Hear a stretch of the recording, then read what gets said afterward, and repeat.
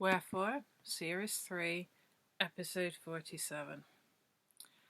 When people say world tree and think of trees in the conventional sense, they also think of longevity.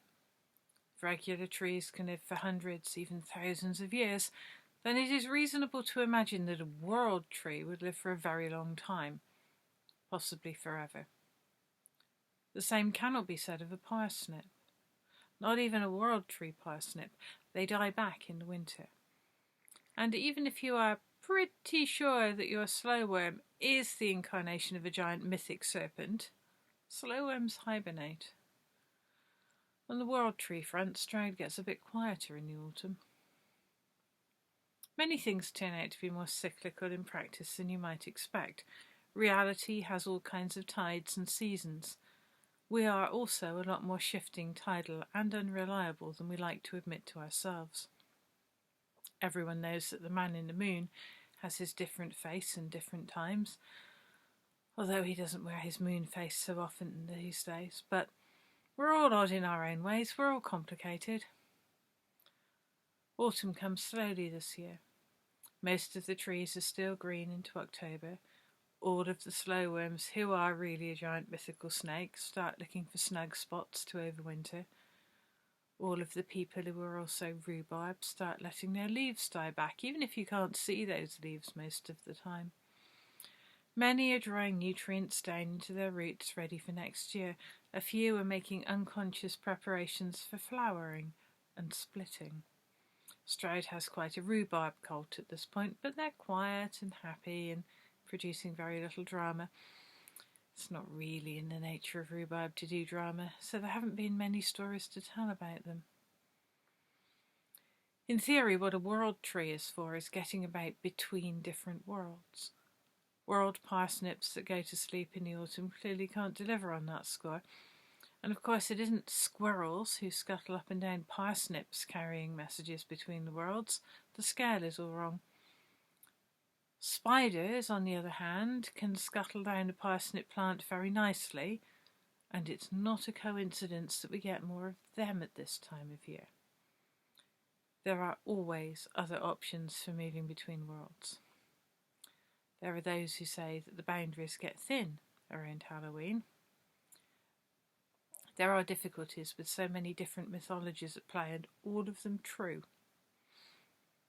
You may ask why it is the parsnip that is somehow also the world tree. Why not the rhubarb? Or for that matter, the turnip?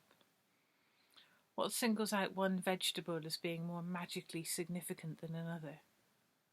Why is it shrews that sing and not bank voles?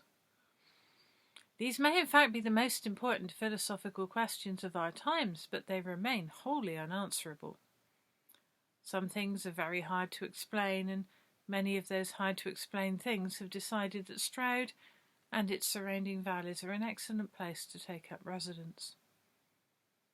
It's not just Stroud, though. Most places have their own peculiarities once you start looking for them. The secret lives of towns are fascinating and unpredictable. Where one town has a hidden shrine to giant elder sloth gods, another will have what appears to be an abstract sculpture but is really designed to channel the energies of giant albino penguins. Apparently innocent roundabout systems can turn out to be maps to distant stars from where unspeakable nameless ones look down on the few thousand humans afflicted by the Eldritch Road system. And so it goes on. Influences, benevolent and malign, are everywhere, and magic is so widely present as to easily go unnoticed. We've barely scratched the surface, for example, when it comes to the kind of nameless dreads resident in Stonehouse. We've barely looked at the haunted history of Worcester, or the occult and Freemason traditions in Painswick, although in fairness this whole question as to whether Painswick is even real has rather distracted from those other aspects. Out beyond Slad there is a valley called the Dillay, an infamous weak point between worlds where many a traveller has been lost. Ditchley Yat has loomed large in all its peculiar glory, but it is by no means the only magical valley. All of the valleys are magical. A especially the tiny ones that have no names and do not reliably appear on maps. Valleys are often seasonal in nature. They can have very individual preferences when it comes to which bit of the year they want to engage with and when they prefer to avoid. Some shut down entirely at the first hint of snow, some hibernate from mid-autumn. By this means you can end up in a valley that you have never seen before and will never see again all too easily. Footpaths come and go with the seasons as well. Walking in this part of the world is an interesting sort of risk, inviting questions about when you are going, as well as where, and whether you will ever be coming back. The world parsnips will be coming back next year. It's what they do. Most things are circular and return again when it feels like the right time to them. Of course, that's not how it works if something simply eats you or kidnaps you. Fairies aren't circular in their habits. Fairies are predatory. Some of the shrubs around here are also intermittently hungry. The surprise occasional valleys mostly don't eat people. Not often, at any rate. Hardly at all, really. But even so, think twice before heading through Slad and into the Dillay. The Dillay doesn't eat people as such, but no one comes back in quite the same state once they've been lost there.